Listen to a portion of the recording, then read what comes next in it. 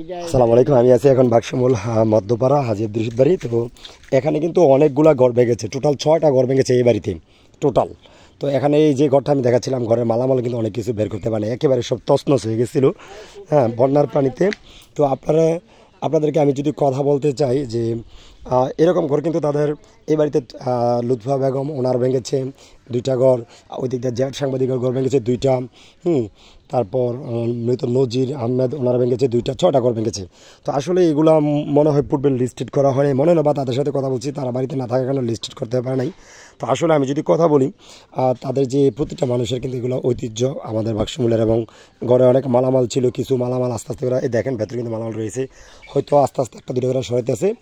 তো আমি আসলে আমার ফেসবুক পেজে মামরুফ হোসেন আইডি থেকে কিন্তু আমি সবসময় সঠিক যেগুলো আছে এগুলো তুলে ধরে, আপনারা জানেন গত বন্যার থেকে শুরু করে এই পর্যন্ত প্রতিটা জিনিস কিন্তু আমি তুলে ধরছি। তো এখন যে অবস্থা আপনারা দেখেন, তাদের কিন্তু এই ঘরটাই সাথে আরেকটা ঘর আছে, এটাও ভেঙে গেছে।